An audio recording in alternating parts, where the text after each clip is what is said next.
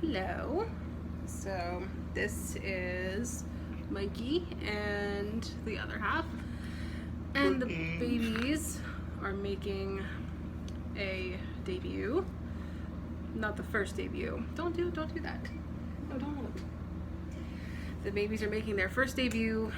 Not the first debut, but I guess kind of an official update debut since we've had trouble. And we, I think, put a video up about her on the first day we got her. And it's been a few months now. I think it's been a good 3 months. Yeah. 2.5 to 3 months. And she's doing a lot better now. The main problems with her right now that we're seeing that have since come to light is that she might have adrenal disease. I think the vet needs to do some blood work on that. But she does have cataracts in both eyes. She does not see very well. She has dental disease, and she's just still very underweight. You can kind of tell by if I hold her up like this. She's still a little too skinny. But we're starting to transition them now into another food because, oh my god, like she's just sitting here being good, and then there's him. And then Forky. So we're in the middle of transitioning them now into another food because what she was being fed from her previous owners was not an appropriate food. I don't even remember the name, to be honest. It was, we're just going to go with that. It was not appropriate. And this video is also going to be kind of a basic ferret care guide, just like the bare bones, but if you want like a more in-depth whole channel about ferret care, I would suggest Pazu and Friends. Either we can link her channel in the description or you can look it up, but she's amazing. I love her. I love her ferrets.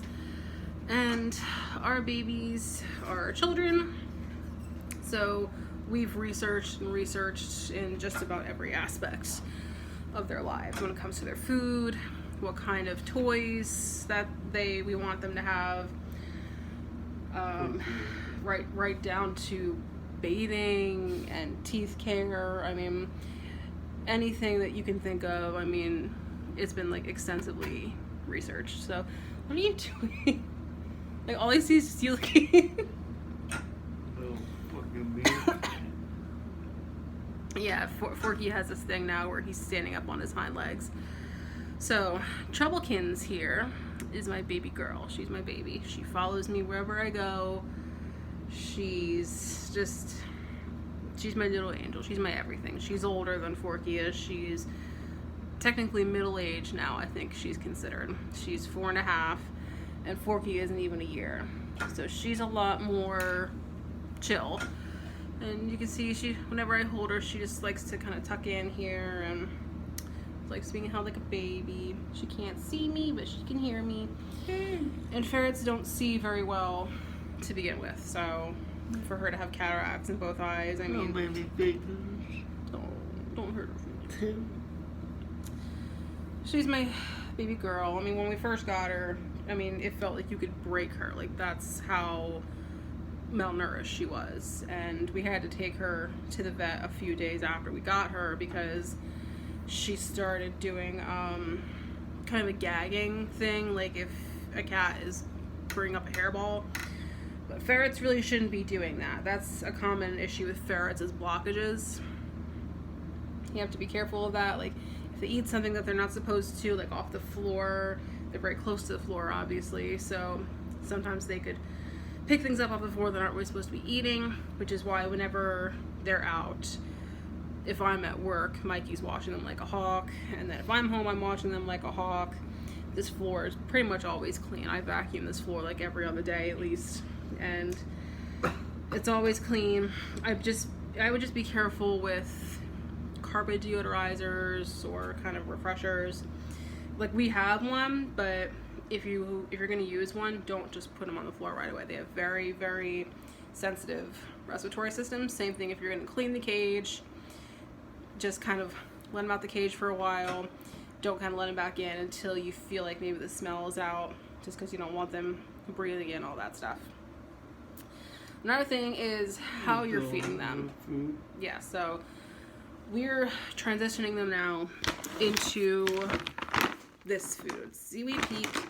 It is a New Zealand-based air-dried kibble. And it's 96% meat, organs, all the things that they would eat if they were in the wild. Completely grain-free. See, she wants it. She smells it. She likes it. And I believe they have formulas for cats and dogs. I don't think they technically have a ferret formula, but to be honest, any company out there that says it's branded for ferrets, like kibble, it's not really branded for ferrets. And no Marshall. No Marshalls. I cannot stress this enough. We bought Forky, which I do not recommend. These are things that we found out later on after buying him. Marshalls is not a company that breeds them very well. They test on them. It's not good. And the Marshall ferrets that are around right now, the vets are seeing a lot of health problems with these ferrets. Like, every time we go to the vet, our vet says, "Oh, you know, we're seeing this, and we're seeing this in Marshall ferrets now. We're seeing this." So, if you're in the market to get a ferret, or if you're thinking about it, try to contact a breeder. I don't know if any breeder would be around right now, especially during the pandemic, but Or try to adopt. yeah, or try to adopt. Like, Trouble here, but Trouble was also Marshall's ferret that the people that we got her from bought her from. So as a result, we're kind of seeing the effects of that with her adrenal disease, the cataracts, the dental disease, and also these things were due in part to the neglect that she faced. So that's the thing that we're dealing with right now. And she's still very underweight. So we are transitioning them both onto the Ziwi Peak. Forky isn't the biggest fan of it. Trouble's going crazy over it. But when you have a ferret and you're trying to wean them into a new food, they imprint on whatever food that they're eating currently. So they're very, very stubborn. So you can't just feed them something and then give a whole new food to them the next day. They're not going to go for it. If they do go for it, it's going to give them an upset stomach. They can throw up, they'll have diarrhea, stomach problems. It's not the best way to do that. Wean them carefully, like a ratio of maybe a third in comparison to the other food, and then do that for a few days. And then maybe do half, and then do that for a few days, or even for a few weeks. It's really going to be kind of a trial and error on how you want to do it. But ultimately, if your goal is to get them on a high quality kibble, this is what I suggest. This is the next best thing that you're gonna get apart from feeding raw, which a lot of people do. The problem with feeding raw is that it's expensive, very, very expensive. There's a few ways to do raw, and pretty much the only reason why we're not doing raw is because it's expensive. I mean, we already spend a stupid amount of money on groceries every week, and so it's just not really something that we can do right now as far as our finances are concerned. Do we want to do it eventually? Yeah, but for now, the Ziwi Peak, it's probably the most high quality kibble I think that you could ever find. Some companies out there, I think it's like Active Ferret, Wysong, and then there's Marshalls too. Like, any brand that will say like specifically marketed towards ferrets, it's got the worst stuff in them. There's carcinogens, there's grains, there's fruits, fake, preservative, like protein stuff. Not the best that you can do for them. These things are going to cause problems later on in life. It can cause blockages, it can cause cancer, insulinoma, and that's pretty much one of the main diseases that Marshall's ferrets are getting, is insulinoma or adrenal disease. There are ways that you could treat adrenal disease. I know one of them is surgery. That's very, very expensive. We're not at that point yet. But then the other one is Forky is literally in the couch. He is literally, you guys can't see this, but he's literally extracting himself from the couch like it's giving birth to him. This is, if you guys could see it, I cannot believe I didn't just film that. That is funny. And he's going right back in. Like, pretty much the perfect example of their two distinct personalities. Miss Trouble and then Forky. She's a good girl. She is the best girl. Well, Forky's a good boy too. He's just a crackhead. A crackhead. A little mini crackhead. Don't jump on that table. You might want to go get him. Oh, I can't. Why? Why? Cut stuff in the way. Like my fat No. ass. The other thing that I wanted to talk about is just the basic hygiene care. Ferrets don't really need baths, period. And a soap that you can find online that's marketed towards them, any soap that you find that's specifically for them, it's got essential oils in it, it's got stuff that's supposed to make them odorless, and companies love that. They love playing on trying to make ferrets smell better. Ferrets are not supposed to smell like roses and daisies and unicorn shit. They're not supposed to smell like that. They're supposed to smell musty. They're supposed to, I mean, they don't I don't know. Maybe it's just me, but the smell doesn't bother me. It's musty. She smells like a black and mild. Yeah, I guess that'd be a good one to describe it. It's a musty smell, kind of like cigarettes, but not nicotine. Hey, you. And if the smell bothers you, you probably shouldn't get a ferret. But they're supposed to smell like that. Don't waste your money on ferret soap. Don't buy any ferret soap, period. They're not supposed to be bathed, period. Or you gotta bathe them like once a month. No, I wouldn't even do that. And that's probably why she itches so much too, because we were bathing her when we first got her. But I'm just not going to be bathing her like that anymore. If you must, then I would just suggest a damp cloth and just go over the body. That's about it. No Marshall soap, because I know we have it. We still have it. I just haven't thrown it away. It's a tea tree oil based soap that is horrible for them. Do not wash your ferrets with that. Another thing is nail clipping. Trouble is usually pretty good with nail clippings. You can train them to kind of lay there and just let you clip their nails, but it takes a work because you have to get them used to you touching their feet. And Trouble doesn't really like her feet getting touched, especially her back legs. Like she's not into it. So we've always just done the scruffing, which if you've never seen this before, she doesn't always do it. But if you scruff them, that's what their moms do in the wild. What are you doing? He's just having the time of his life. You crackhead. If you scruff them like this, they chill out. They go to sleep, or they're just going to sit here like this. This is a good opportunity to clip their nails. Some people use salmon oil. I do not recommend salmon oil, especially if it's Marshall's, because it's got a lot of, I think, omega-3s and like fatty acids and shit. Not something that I would recommend. And then there's teeth care, especially because she has dental disease. It's very important that we try and keep them clean. I use baby toothbrushes, not regular like adult size toothbrushes, because they're too big. And they're maybe like this big, not even the heads of the brushes. And just kind of go on the lips here, get the teeth, brush, maybe with a little bit of water on it. Or our vet suggested some gauze. Get some gauze from the store if you can. You can find some right now in the middle of all this. Get it wet and just brush.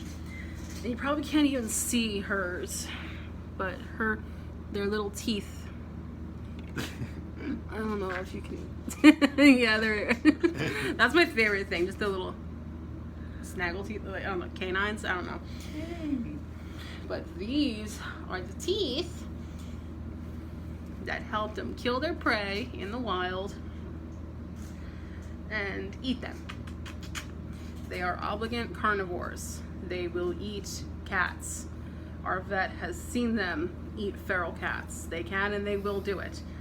Rabbits, if you look up on YouTube, I think it's called like ferreting, and there's these people in the UK who own ferrets and send them down little rabbit holes. They put some traps at the end of the rabbit hole. They smoke them out of the rabbit holes basically, and then they just go after them and they get them right in the back of the neck, and then all you see is them looking up at the camera with just like blood all over their lips, like, yes, I've done it. I've done it. It's the funniest thing I've ever seen. It's so cute. I just wouldn't recommend watching it if you have a rabbit. Like my best friend, she has a rabbit, and I think I sent her one of those videos one day, forgetting that she has a rabbit. And she was like, no, don't show me that. There's a baby boy. So this is a perfect example of, some people say when you get a ferret and then they'll ask, oh, what do I do next? And then people say, get another ferret. I do recommend that. We didn't get another one with Forky right away, if he'll let you. If you want to, I mean, you don't have to get another one. It's just recommended because they're social creatures. They need to be sociable, running around with each other, having friends. That's how they develop kind of a pack hierarchy system. What are you doing? That's like his favorite thing. Oh my god. But you made me lose my train of thought. But it's recommended that you get a couple. You don't have to. I've seen plenty of ferrets who are just only children who do just fine. And the cages that you can get for them, they can hold, I think, up to 4 ferrets. And that's another topic that I was going to touch on, is what kind of cage to get them. I only ever will recommend Ferret Nation or Critter Nation. We have a Critter Nation. They're practically identical. They are multi-story, and I'm sitting next to it right now, and I think if you watch our last video, you can see it. The thing is bigger than me, and I'm not very big, but it's meaning that it's taller than me. Like, I'm only 5'1", maybe like a few quarters. It's bigger than I am. I'd say it's probably not as big as your dad, but it's damn near there. Damn near, yeah. Like, if we tried to roll it out of the house right now, I don't think it would fit through the doorway. And if you notice, little Forky is sleeping. He's not sleeping, he's just chilling. He likes it when you hold him like that. And then there's just my baby. But I do not recommend any other kind of cage that, like Katie, I think that was the first cage that we got when we got Forky, just because we didn't know any better, because admittedly we didn't do a whole lot of research when we first got Forky.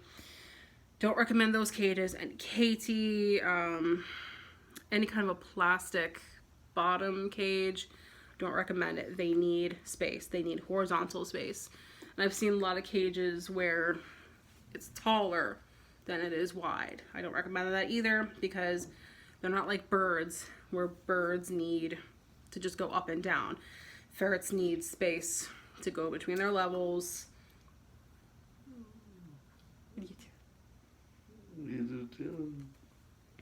And the only downside to these cages is that they're really, really expensive. I think that one was like $250. So it's definite, but it's a good investment because you can fit multiple ferrets in there. But I think after you hit 4, you need to just buy a new one. But I think we'll only ever be at most a 3 ferret household.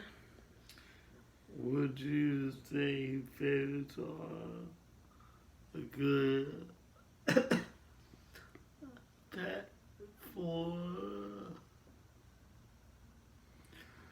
handicapped people?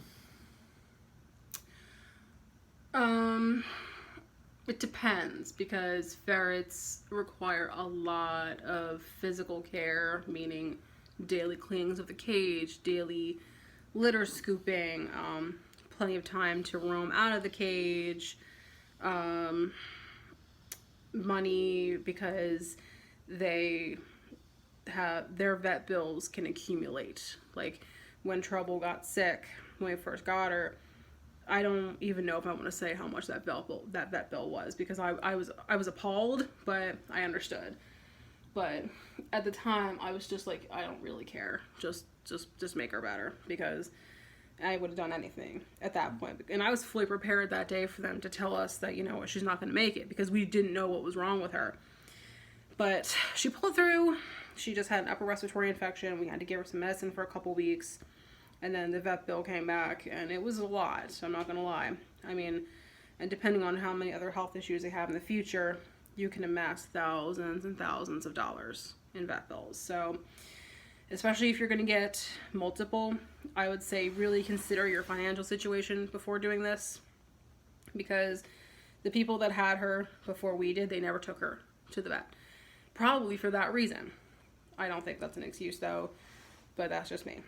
You have to be prepared to pay a lot of money in vet bills and toys, food. Like, this is not a very large bag of food. Like, it's not that big. It's a 2-pound bag, and it's a kilogram. So it's not a very large one, and it was like $45. So I do want to get another formula of that. Like, I think they had a beef, like a lamb, a mackerel. So I plan on getting multiple food bags of that, and eventually just weaning them off what they're eating entirely currently, and then just putting them on that.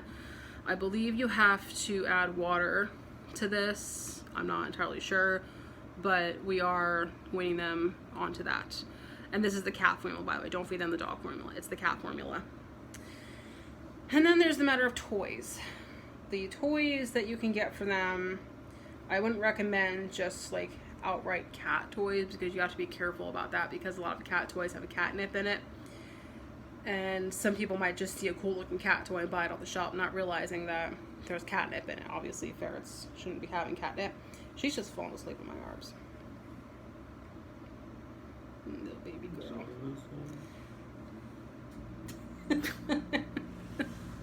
We're gonna become like a ferret show. Yeah, I don't know. As far as toys are concerned, they love tunneling. It's what they are bred to do. Go into tunnels, hunt some rabbits, kill them, and get some rewards. So they love tunnels. If you don't want to give marshals any money by getting the tunnels that they have, then I would suggest dryer hoses. You can get them at Lowe's, I think, and they're super long too. And I was actually thinking about doing that, because we still have the Marshall tunnel that she came with, and I want to get rid of it, because I just want to get something that's super, super long. And I don't really like that it has the wiring inside either, so I want to get rid of that. But they're getting sleepy. It's almost their bedtime. But they're not free range ferrets. I mean, like, they don't free roam. Some people do that, that's fine. We just don't, only because this apartment wasn't very well maintained over the years. Like, we found holes in random places underneath the carpet. Like, the carpet just wasn't attached to it. Like, no subfloor in that area. We're trying to inspect, like, every inch of, like, the baseboards to see if there's a random hole somewhere that they can get into. That's my biggest fear right now, basically.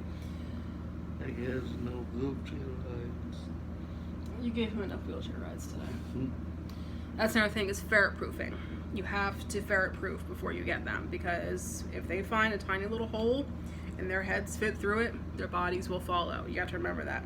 If the head fits through it, the body will follow. And ferrets get lost like this. They'll find a hole in a random place, maybe like a hole under one of your kitchen cabinets, which there is one in our kitchen, and we duct taped it. There's one under our dishwasher too, for some reason. I don't know why. But we're still trying to figure out how to board that up without leaving even the tiniest space for him.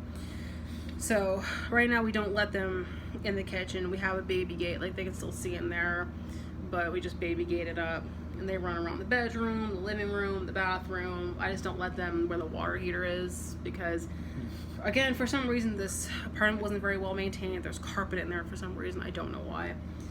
But we considered just converting the whole thing to hardwood floor. It would be easier with cleanup if they have accidents.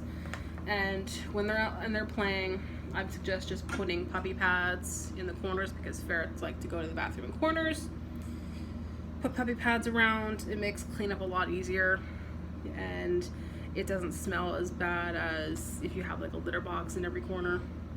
Litter training, that's a whole other video. I could do a whole video on litter training. It's difficult, I'm not gonna lie.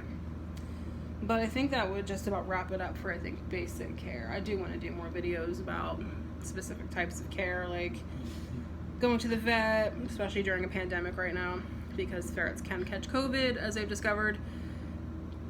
Oh my god, you're getting heavy.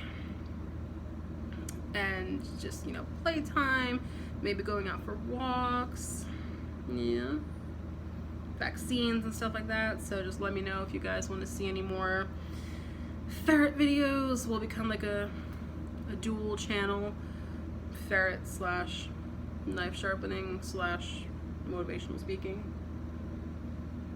What the fuck are you doing?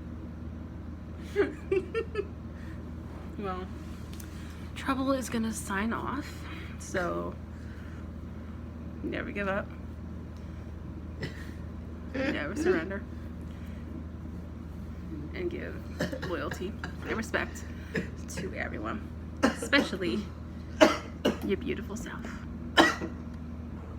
Good girl.